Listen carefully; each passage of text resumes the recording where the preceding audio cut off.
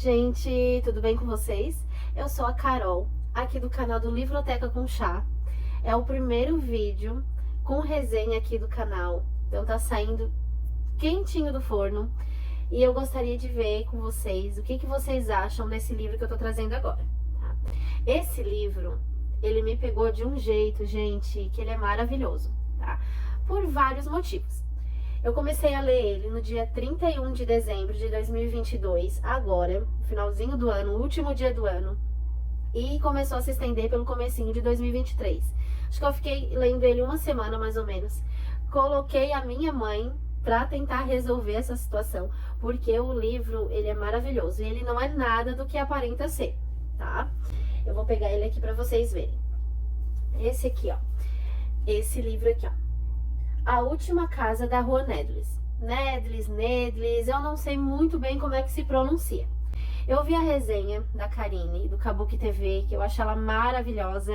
Todas as resenhas dela, eu sou apaixonada e eu tento fuçar e catar o livro, porque eu sei que a recomendação dela é perfeita.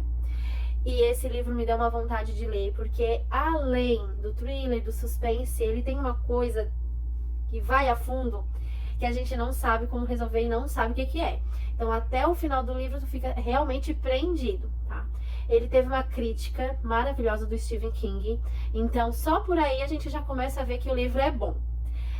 Acontece o seguinte, os personagens principais desse livro, eles são o Ted, que ele vai se tornar um dos principais ou o principal suspeito de um possível assassinato, desaparecimento de uma menina chamada Laura, tá? Aproximadamente ela tinha uns 6 anos, não me recordo bem, uns 4 para 6 anos. Tem a irmã dela, que é um pouquinho maior, já mais adolescente, a Didi. E depois de alguns anos após esse suposto desaparecimento, já vai estar a história em si, já vai ter o acontecimento, já vai acontecer nessa rua Nedlis, possivelmente, mais precisamente na casa do Ted. O Ted é uma pessoa muito introvertida, não conversa muito com os vizinhos, enfim, uma pessoa aquela que fica mais dentro de casa, e realmente toda a história do livro em si acontece dentro da casa dele. Depois de uns anos, aproximadamente uns 11 anos depois do desaparecimento da Laura, a Didi resolve se mudar para a casa do lado do Ted, nessa rua Nedlis. E ali ela vai tentar investigar de qualquer forma, ela faz muita terapia, ela vai tentar investigar de qualquer forma a vida do Ted, né? Ela descobre que ele foi impossível, suspeito na época, e que nada se resolveu, então ela vai fazer com as próprias mãos.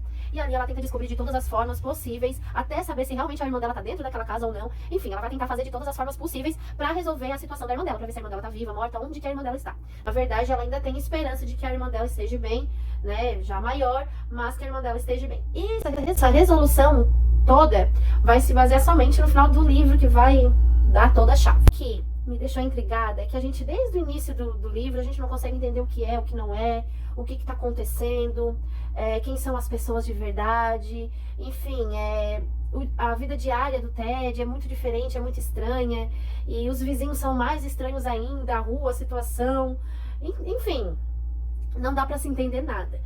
Na verdade, o que me abriu o leque para entender um pouco da vida do Ted, um pouco da vida, um pouco dessa rua e dessa situação toda, foi um filme que eu vi. Eu vou até deixar o nome do filme aqui embaixo para vocês pesquisarem. Se vocês já viram, vocês vão conseguir entender. E assim, sobre o livro, vocês vão conseguir entender bastante se vocês pesquisarem sobre problemas psicológicos. Porque não é só suspense em si, a reviravolta em torno do assassinato, do desaparecimento. É realmente uma situação psicológica que se passa dentro desse livro. E ele é muito complexo. Quando a gente passa a entender a mente humana, a tentar entender, ela é muito complexa, ela é muito ampla. Eu que estudo a área da saúde, claro que não é a psicologia, mas a psicologia em si, ela me fascina também de igual maneira, mas é maravilhoso a situação que a gente se embarca nessa história, porque ela não é só o suspense em si. Ela vai falar de uma doença que é muito pouco conhecida. Também eu não vou falar o nome da doença para não dar spoiler, porque realmente o verdadeiro plot desse livro se baseia em tudo nisso. Além do desaparecimento, além do suspense, também se baseia nisso. Mas essa doença, ela não é muito conhecida.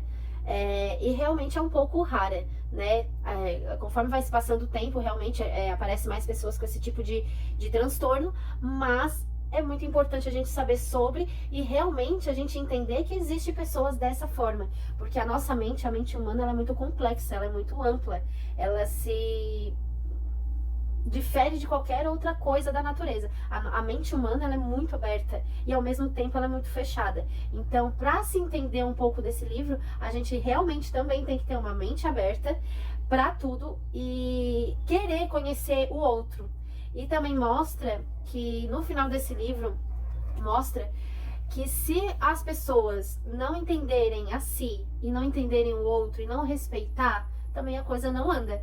Então, assim, esse livro, ele é maravilhoso, gente, ele é perfeito, ele é um divisor de águas, tá? Que ele não trabalha só na parte de suspense, mas na parte psicológica também.